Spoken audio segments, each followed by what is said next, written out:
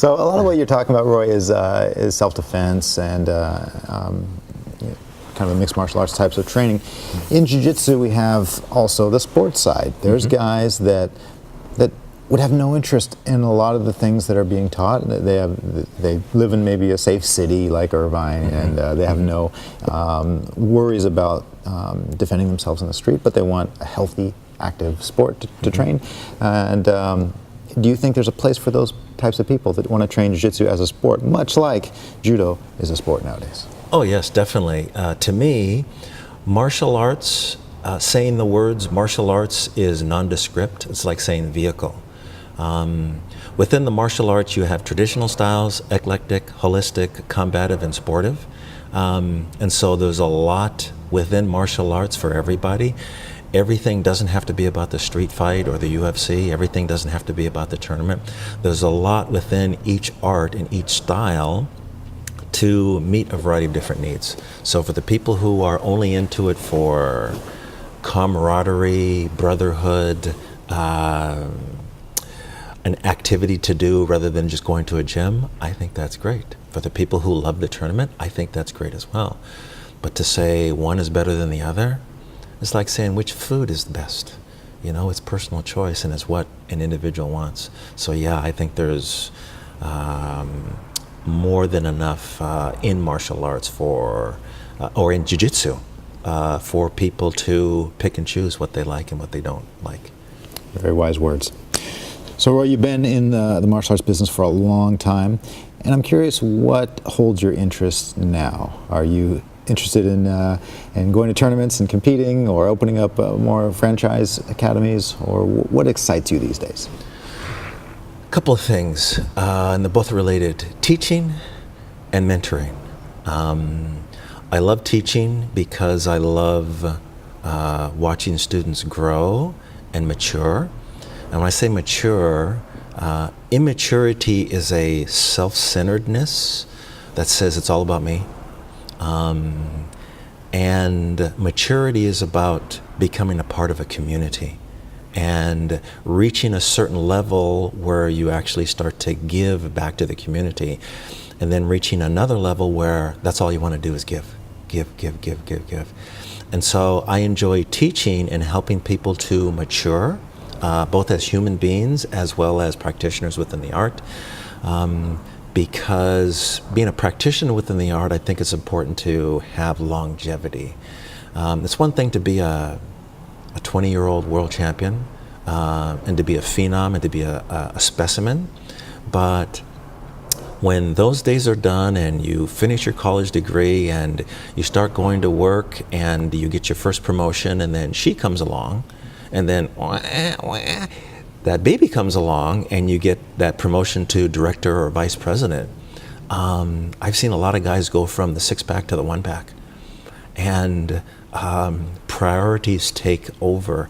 And so athleticism, I think, is short-lived, but having a good sense of technique, a good sense of positioning, a good sense of timing is good for the long run, so that you can practice and train jiu-jitsu into your 50s, 60s, 70s, and even your 80s. Some very wise words. And I hear what you're saying. I struggle with that as part of our company, Budo Videos. How do you showcase guys, much like yourselves, who are amazingly talented teachers, when the world champions kind of, their shadow is pretty big? You know, that's what people see on the covers of magazines and winning tournaments and all that.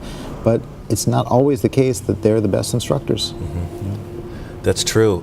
The old expression that says, you know, those who can do and those who can't teach. While there is some truth to that, I don't necessarily believe that way, because not only from personal experience, but from hearing a lot of people, some of these world champions are horrible instructors because they don't know how to teach, and they don't understand presentation, they don't understand how people learn, they don't understand giving people value for the money that they spend to attend seminars or to attend an academy. And so I think in today's age, now that there are so many resources like DVDs and YouTube and apps, I think it's real important for people to learn how to teach. And that's one of the reasons why I started doing instructor courses, to teach people that, the easy part of teaching is just showing and demonstrating technique. The hard part is helping students learn, helping students grow, giving them value for what they're investing as far as their time and their money, and then showing them how to make happy, satisfied clients. Because it's a business. You're a businessman first and a martial art instructor second. And so just because a person is a phenomenal practitioner of the art, that doesn't necessarily mean that they have good technique. I look at some of these world champions on YouTube and I see technically, on a scale of 1 to 10, I would give them a 6 or a 7. Physically, as far as what they can actually do with their body, they're phenomenal athletes. The things that they can do with their body is awesome. And that's why they win. And so you've got this balance between athleticism and the technique, the art. And some people know that very well and can take it from the gray matter and put it out the tongue. Others cannot. And then there are some who don't necessarily possess those skills, but they've taken time to know and understand and be able to explain to others so that they can understand and retain what's being taught. Those people aren't necessarily pushed to the forefront by the magazines and by the news media in general. So here are my thoughts on this. I think it's only a matter of time before people see that there's a difference between the 20 and 30-year-old and the 40 and 50-year-old, which is the reason why I started the whole BJJ over 40 thing back in the early 2000s, because I had an inbox full of guys in their 40s and the 50s that were tired of getting injured and they wanted something different. And so, there's a lot to be said about physical skills, but eventually those physical skills are going to go down a bit, and a person's going to take on the role of instructor or coach. And I think it's important to be able to walk the walk and talk the talk, but equally important, being able to help that 14-year-old 98-pound boy or girl that's struggling with self-confidence, to give them confidence and to give them something that they can actually use to defend themselves, to prevent being bullied. That has so much more value than trophies and medals. Yeah. At least I think. And a lot of times the students aren't able to do what these world champions can do because of their lack of extreme athleticism. Yes. Well, I'm curious what changes you've done with your jiu-jitsu over the past 10 years, due to refinements or due to age. I saw as I took a look at my training, and I do this every year and a half, I step back and take a look at what I've done, and the progression goes from effectiveness to efficiency to playfulness. Everybody in martial arts wants to be effective with whatever it is they're learning. And that's a good goal, but it's an elementary goal. It's very simple. And here's the thing about effectiveness. You don't need techniques or even martial arts training to be effective. I say this at my seminars all the time. You want to be effective in martial arts? Go to a local pub or nightclub and get into a fight every Thursday, Friday, Saturday night. In 2 years, you'll be tough. You'll probably have an arrest record. You'll probably have some missing teeth and some broken ribs, but you'll be tough. And so martial arts training is not, I don't think the focus should eventually be just effectiveness. I think it needs to evolve to being efficient, meaning you accomplish the same goals, a kick, a punch, a throw, an arm lock, a choke, but you do it with less effort, less energy. And then finally, the ultimate level is to be playful, is to have super clean technique, phenomenal timing and awareness, and slow down your game and spar with somebody half your age who's twice as strong as you are and has 3 times your endurance, and tire them out through positioning and timing. So this is what I have done with my game. I have tried to make my movements and my positioning, which are the precursors to good technique, I have honed them to a very high level, a level I call the geek nerd level. And so that's what I have done with my jiu-jitsu and with my martial arts. To me, it's not about studying another style or learning more techniques. It's about taking the 2 or 3 handful of techniques that I already know and polishing them to a high level so that the people that I spar with that are young enough to be my son and who are much stronger and have much more endurance than me, and to play with them, toy with them, and then either shake their hand and give them a hug, or they have a little bit of an attitude, maybe finish with a wrist lock or an arm lock. So my focus over the last 10 years has been to be more efficient and more smooth, and to simplify what I'm doing. I don't see how anybody could argue with that. It sounds like what we should all be striving for. So one of your most popular students, anyway, is Roy Dean. Have any memories of training with him over the years? Yes, Mr. Dean came to me. He was a student at UCSD, and he came to my jiu-jitsu class at the university there and started to train with me at my academy. Excuse me. And I have a lot of good memories of him, not only as a practitioner, but as a human being. He and his good friend, Brad Hirakawa, started a very respectful culture at my academy. I've always been kind of laid back and easygoing, and the whole bowing and sir, sifu, sensei, guru, all that, I've never really been into that. But because of his background, he did that all the time and started mandating that other students do it. I remember one particular class, I'm not sure if it was Mr. Dean or Mr. Hirakawa, but there was a new guy there, and I was on one end of the mat working with somebody, and this guy was kind of in the middle of the mat, and Mr. Dean and Brad Hirakawa were on the other end of the mat, and the guy, he says, "Hey you!" He yelled really loud, "Hey you!" And that was to get my attention, and he wanted to ask me a question about something. Oh, Roy Dean and Brad Hirakawa were livid. Like, you do not call Mr. Harris, hey you. So, plus for many years they were my filming buddies. You look at a lot of my old videos, you see Roy Dean there and Brad Hirakawa. And so, yeah, I have a lot of really good memories of him. Roy is a great teacher in his own right. Yes. So what is in the future for you? Any new instructionals coming out? Yes, as you know, in 2010, I sold my academy and started to focus on seminars and apps.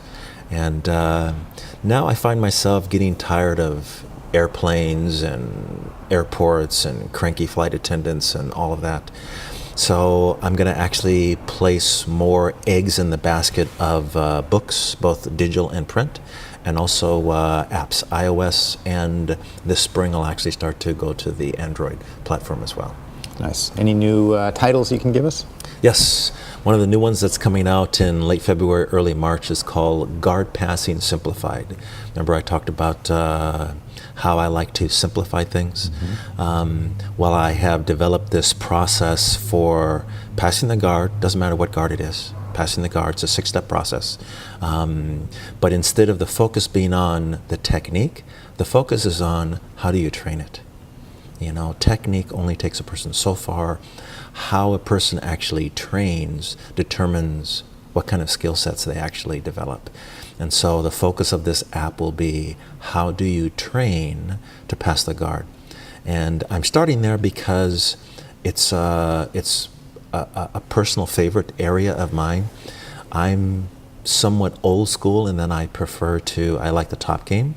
I can do the bottom game, but I prefer the top game. And you know, one of my nicknames is Boa, and I got that because of all the pressure that I put on people. And a part of my A game is involves passing the guard. So first, I got to put them on their butt and force them to do guard. Then I do a simplistic form of guard passing, doesn't matter the guard. And then I go to the side and put a lot of pressure, either on the chest or on the neck or on the elbows, to get a person to move their arms where I want them to move them, and to finally finish with some type of arm lock or choke. Mm-hmm. And when you look at jiu-jitsu in comparison with other grappling methods, you see that what separates jiu-jitsu from all the other arts is the guard. So if a person wants to know how to really fight against jiu-jitsu, you got to pass the guard. You got to deal with the guard. Mm-hmm. And so I think it's a very fundamental area for those who love the top game, and those who kind of want a shortcut to the process of dealing with jiu-jitsu practitioners. Like Sambo doesn't really have a guard, judo doesn't really have a guard, wrestling doesn't have a guard. But how do you get past those legs? Mm-hmm. And so this is going to be a cornerstone for the top game. That sounds nice, and that's an area that I think is a little neglected nowadays. You know, with the double guard pulls, people feel like they both have a good guard, and they're not going to bother trying to pass. They'll just try to sweep underneath and get to your back. So I think that's nice that you're working on that. We're looking forward to that. Thank you. Thank you very much. All right. Well, should we go on to the technique portion? Sure. All right. So Roy, the technique portion is one of my favorite segments of the show. This is where well-known instructors share some of their most valuable techniques. What would you like to show today? Today I'd like to show you about the importance and the value of positioning. When people talk about the positions, many people think about the mount, the side mount, the guard. Those are all positions, but those are the major positions. In my nerdy geek mode, I've also developed minor control positions, as well as a subject called positioning, learning how to position yourself to take leverage away from your opponent in an inferior position. For example, put me in your guard, please. With the basic under the leg guard pass, as you grab a hold of the lapel, I'm going to have you take your right elbow and put it on the front of the hip, on the inside of the iliac crest there. And you're going to put weight down on it. And you're also going to contract your abs and push down. Do you feel how heavy that is? Moving your hips back just a little bit. Mm-hmm. Then my left hand goes behind my back, and there's a little V, little triangle between your feet and my back. I'm going to put my hand there, reach back and uncross your ankles. At this point in time, many people feel as though they are vulnerable for the triangle. But with pressure down, they're not. As long as I keep the weight down, pushing down into the mat, I'm good. The left hand will grab a hold of the lapel, very deep. And from here, most everybody wants to either pull this arm free or raise their hips up. And when they do, the second thing is you're going to drive forward and sprawl and put all of the body weight onto your right butt cheek. Right now, on a scale of 1 to 10, how much pressure is on your right side? Maybe a 4. Yes. Come up, and then I sprawl. What's the number now? Now it's a 9.5. What's the pressure on your neck? That's a 10. Yes. This is how I pass the guard. No movement to the left. All going straight forward. Let's do this one more time from this side, please.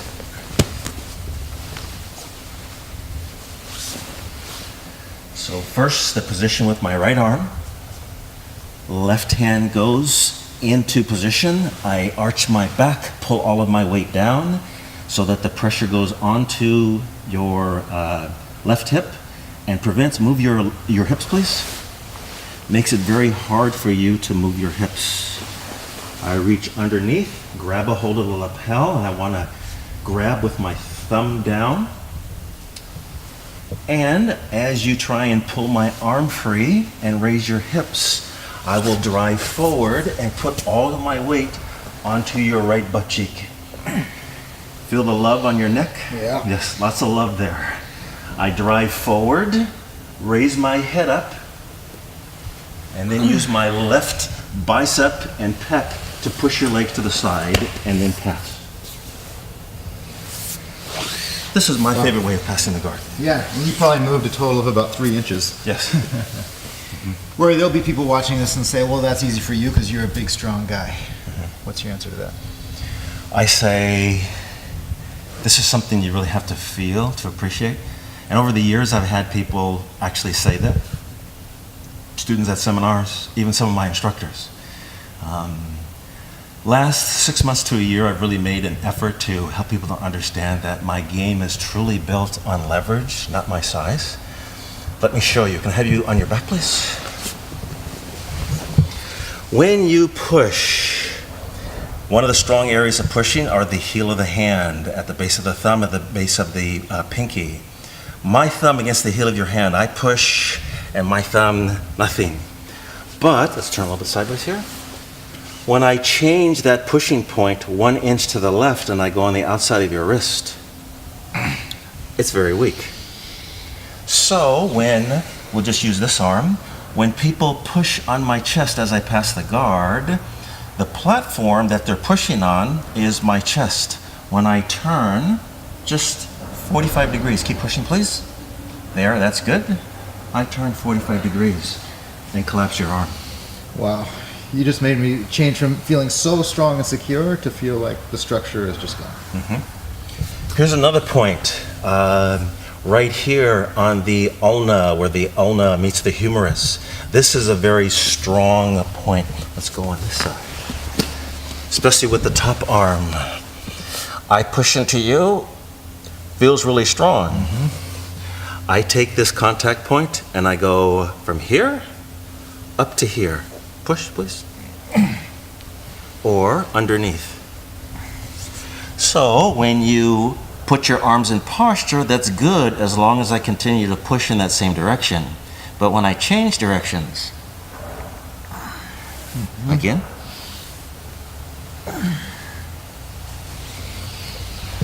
So knowing where to place your weight is paramount to developing a game that is truly built on leverage, not athleticism. And so let me show you one more thing in relationship to this, and this is something that I show to my BJJ over 40 instructors. I call this treachery. So please, on your side. It's called treachery because, do you see how little energy I was actually using to collapse your arms? Mm-hmm. Absolutely.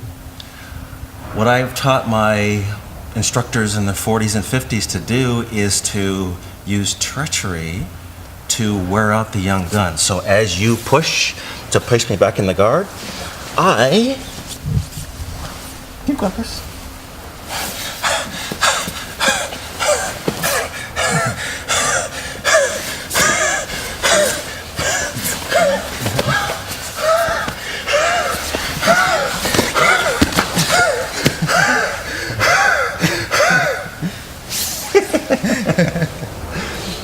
I know exactly where to put my weight to counter all your pushing, but audially I give you something that feels like you're this close to getting something on me, and I want you to try harder. That's a good point. That reminds me when Boss Rudin talked about when you're in a choke and you're not even being choked, to just gurgle and make those sounds that the guy tries harder and harder and wears himself out. Same idea. So, like we talked about earlier, trying to move from being effective to being efficient to eventually being playful. Fun stuff. And yeah, I can really feel that you are a big, strong guy and you can use your weight, and you should, but the things that you're doing didn't require a lot of force. So I do think smaller guys can do that as well. Yes. And it's a little difficult to see on camera, but I wish you could feel it, because that is something to feel. Yes. One more thing. Yes.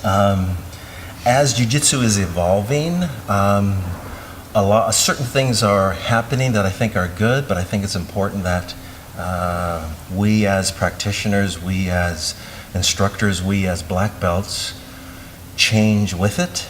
You know, one of the most common arm lock escapes now is the hitchhiker escape. And I see it used over and over again, and it's a great escape. But now in my basic classes, I no longer teach people to put their thumb in the old position. I put their thumb in a new position. And the hitchhiker escape, please, on your back. So the old way, pulling back, hugging, and putting the thumb up allows you, yes, very efficient escape.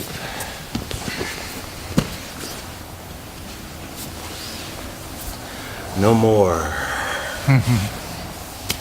Hey, I I can't don't put my even need thumb my up. leg over your face. Go ahead, hitchhiker escape.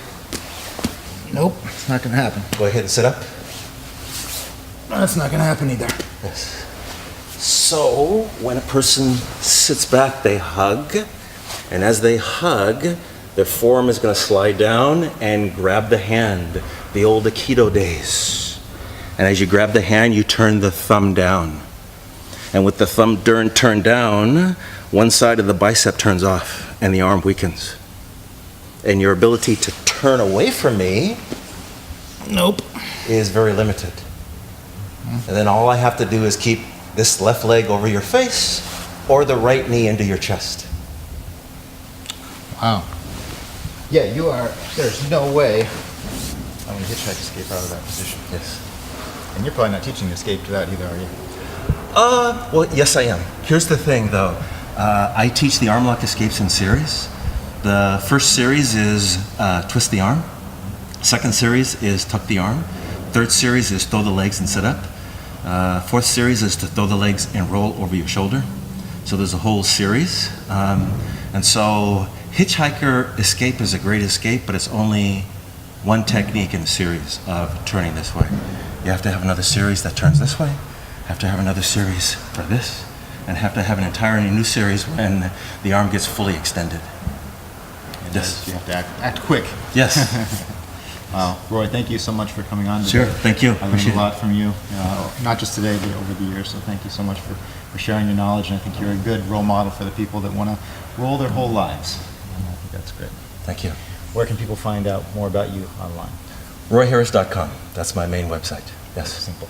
All right. Thank you. Appreciate it. Thanks again. Appreciate it. Yes. And thank you guys for watching this week in BJJ.